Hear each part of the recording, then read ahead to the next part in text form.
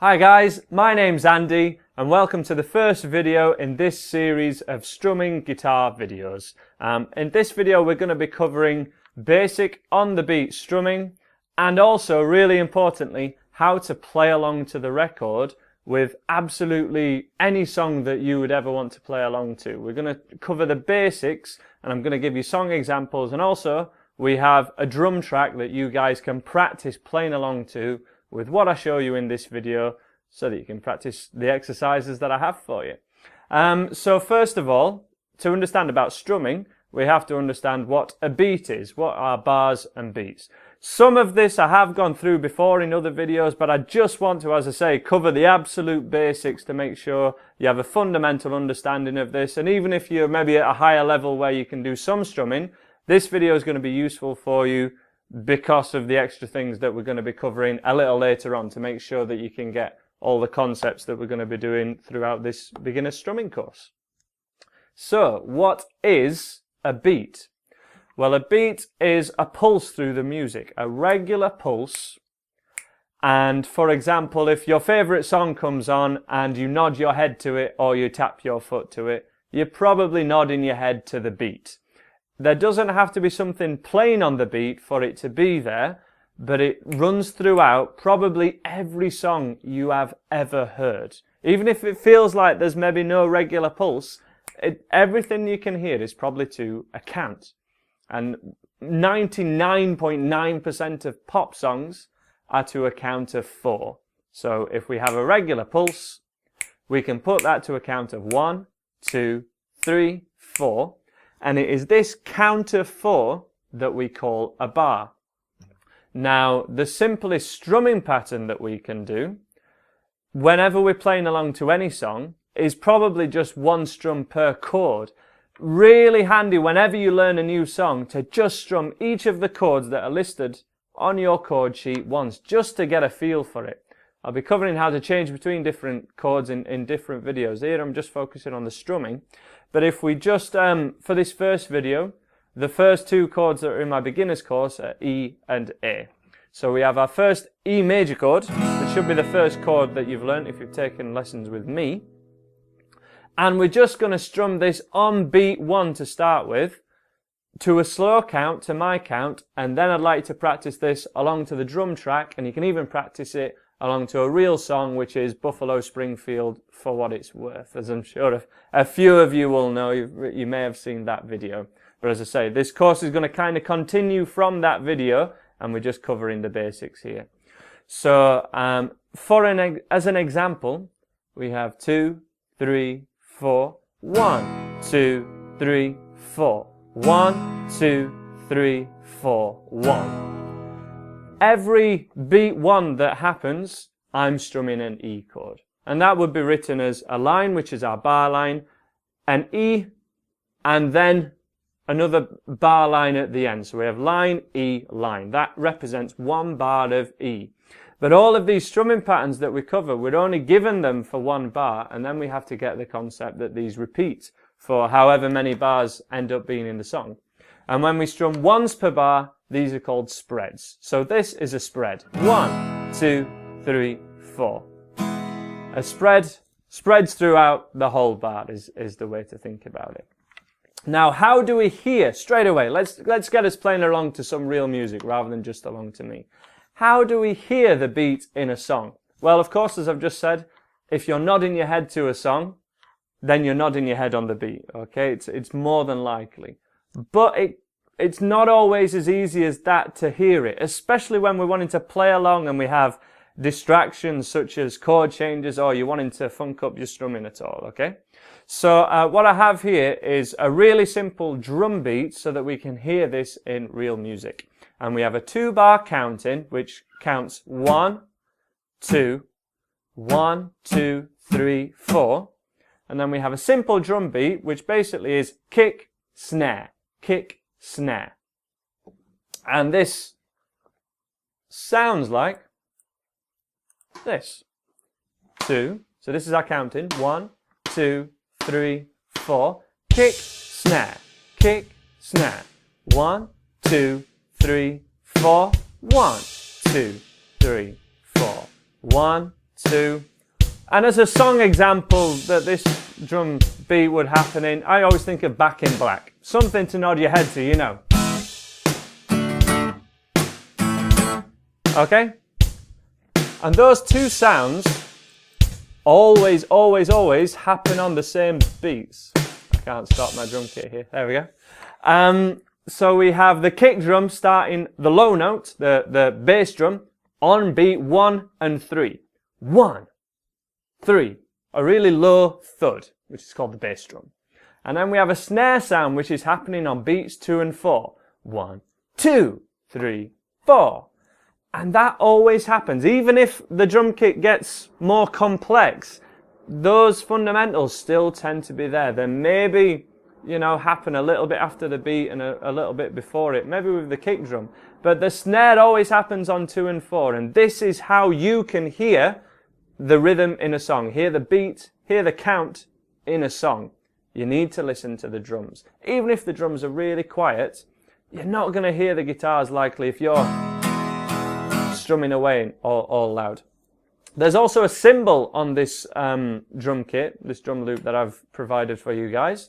If you'd like to hear it, I'm going to leave a link in the top corner for you guys to click, or down in the description. It'll be on another YouTube video, so you can stay on YouTube and cover all these strumming videos. There'll also be a playlist of all these videos. But yes, first of all, there'll be a cymbal every 2 bars.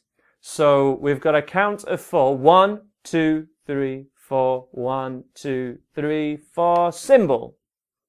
And that you can use just as a checkpoint, just to make sure you are actually strumming on the beat. So first of all, just take an E major chord. If you're a little bit more advanced, you could take a bar of E and a bar of A when you're practicing this in your own time. Or any 2 or 4 chords that you want, really. But I do want you to get the concept that we want a short phrase, 2 chords, 1 chord, or maximum number of 4 chords. And then repeat them, because if you're getting used to these chord changes and you're just going from any chord to any chord, it's not that useful, because real songs don't do that. Real songs repeat, and that's how they eat up time. It's how they make time seem to go faster when you listen to songs. That's why we listen to songs on car journeys and whatnot. So as an example, I'm just going to play an E chord on every bar, just on beat 1 to start off with. 1, 2, 3, just an E chord. 1, 2, 3, 4. 1, 2, 3, 4. 1, 2, 3, 4, 1. And if you're really confident, you can change from an E, 1, 2, 3, to an A, 2, 3, 4. 1, 2, 3, 4, which some of you have done before in the Buffalo Springfield song. 1, 2, 3, 4. 1, 2, 3, 4. 1. Last time. 3, 4. 1, 2, 3, 4. And stop there. So that drum track lasts a couple of minutes, which is an exercise you need to be able to do. You need to be able to keep those chord changes going on beat 1 for a full 2 minutes. If you can't do that, then you can learn as many chords as you want, but you're not going to be able to play along to real songs, okay? So we need you to do this for every strumming pattern that you learn. We need to learn to repeat it. But let's make it a bit more interesting than that. Let's go straight for every beat. So every time you hear kick, snare, we want to be playing a down strum. Has to be down strums. We always have down strums on the beat as a rule with strumming. Doesn't matter what strumming pattern you're going for, how complex it may be, I can guarantee that down strums will be happening on the beat, okay? It's really, really rare that that doesn't happen. So let's have a demonstration of this.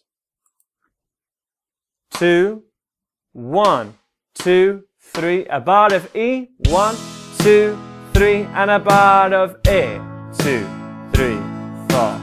1, 2, 3, 4. 1, 2, 3, 4. E, 2, 3, 4. A, 2, 3, 4. 1, 2, 3, 4. And end on the E. Pause there. Good. So if you could play along to me, great stuff, okay? You're doing really well. This does not want to stop at all. If you're playing on to me, great. That's exactly what we're wanting to do. But keep practicing that skill, because it doesn't improve, as with all these skills of learning guitar or learning anything, it won't improve unless you work on it. And what we're listening out for is to get that one sound. We're trying to make sure that we're getting the sound of our strum at exactly the same time as the drum beats hit, as the kick and the snare.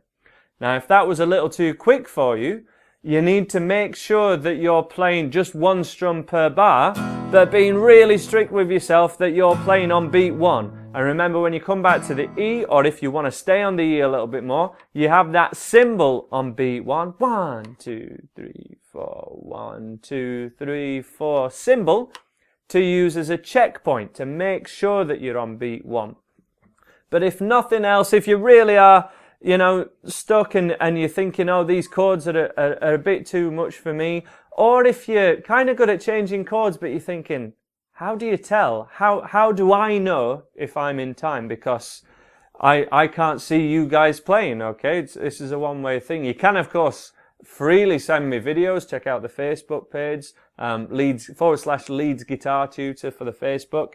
But how can you know yourself whether you are in time or not? This is how. We're going to go along to the drum beat again, but we're just going to mute our strings. With your left hand, we're going to put your hand flat over all your strings. We're not playing a chord, but don't press down to the wood. Just touch the strings very lightly.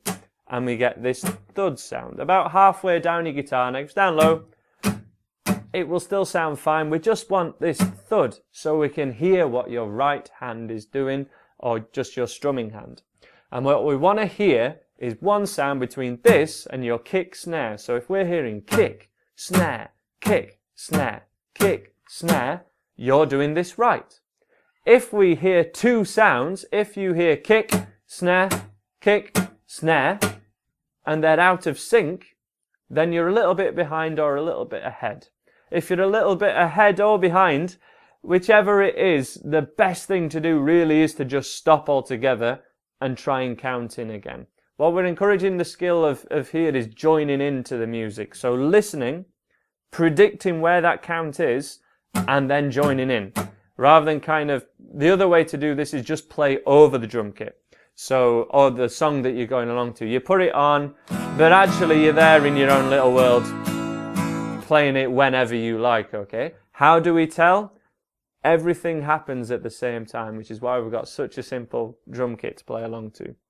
So if I have listen again, just to demonstrate, your fail-safe method for any new strumming pattern, really handy, if you're going for a harder strumming pattern, let's hear what this right hand's doing. Just mute your strings flat against, and remember, pressing on really light. If you're getting this sound, press on lighter. Simple as that. Make sure you're covering all the strings. So 2, 1, 2, 3, and we hear our kick. 2, 3, 4. And if you just listen to that sound, my hand and the beat happen at the same time. If I'm a little bit behind, it kind of straight away just sounds bad, but you hear, if you listen really carefully, you can hear two sounds. Listen. Purposefully out of time. And what would likely happen there is you'll just drift and drift and drift, and it won't sound good. So you need to be really strict. Maybe tap your foot as well. Tapping your left foot if you're a right-handed guitarist is really handy, because then your guitar's not bouncing up and down. So the opposite side, the knee that's not got your guitar on it.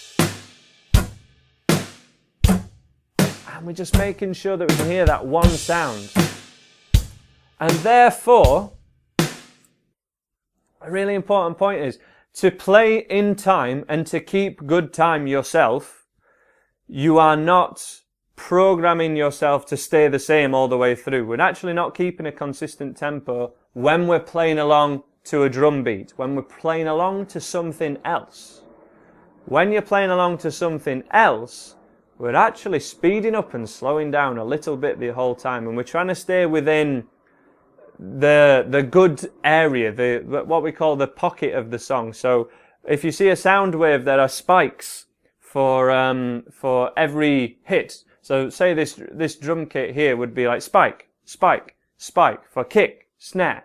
And if you're in the area where it spikes, it sounds good, because we're not machines. We can't go 100 BPM, Andy, and just stay at that. And if I stay exactly the same, I'm going to drift a little later or be a little sooner. Of course, if I'm just practicing on myself, unaccompanied, I'm trying to keep the best time that I can. I'm trying to stay the same. But for this exercise, for playing along to something else, and this will be the same when you go do this same exercise along to Buffalo Springfield, for what it's worth, the first song in my beginner's course, which is just a bar of E or a bar of A, or any of the songs, any song you ever want to play along to, you've got to make sure that everything is happening at the same time.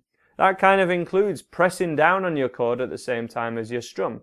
If I'm strum 2, 3, 4, and then I change chord early before that beat, that's going to knock you out of time. Of course, for most people, when you're first learning, your chord hands are a little slow, maybe.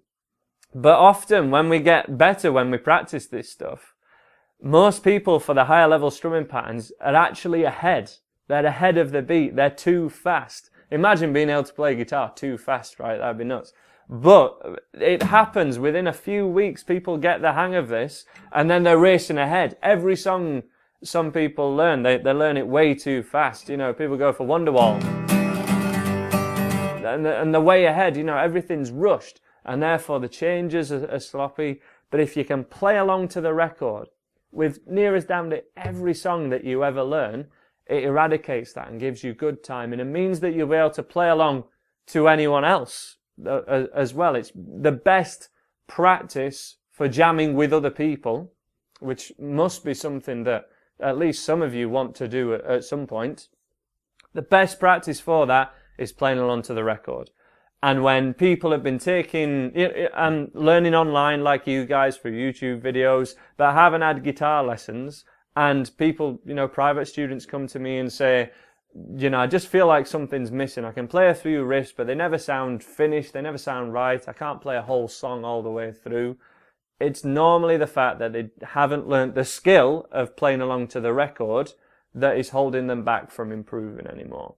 Now, just one final thing. We're near the end of the video now, and we'll be getting some higher level strumming patterns in this playlist of videos that I'll make, and they'll be on my website at andyguitar.co.uk, along with a full layout of all these strumming patterns, really easy to find.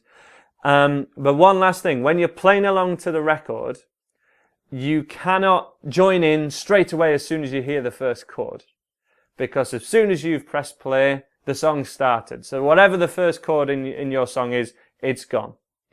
Here we have to bear in mind that pop music repeats. Any guitar riffs are going to repeat. And we don't play the first repetition of it. We don't play the first time it happens. We play the second time it happens. We play from the repetition. So if you've got a chord sequence of E, 2, 3, 4, A, 2, 3, 4, and it just repeats from there, the first sound you hear in the song will be the E chord. And then the second sound you hear in the song will be the A chord. So you join in from the next E, which you can tell when that happens because you can now hear the beat in a song because you're listening to the drums. You can hear the pulse, 2, 3, 4, 1, 2, 3, 4. And if it's a 2-bar chord sequence, that's where you would join in. So yeah, thanks for checking out this video. So straight away, the first thing you want to do is get right over there, click this link to the drum track for this level 1 strumming, just hearing the beat. If you think you've got it, if you think you've mastered it, get straight on to level 2, where we'll be talking about the off beat, which are the ands in between the count. So we can play 1 and 2 and, which is the gateway to all your higher level strumming. But also bear in mind that any song you ever learn can be simplified down to just playing on the beat.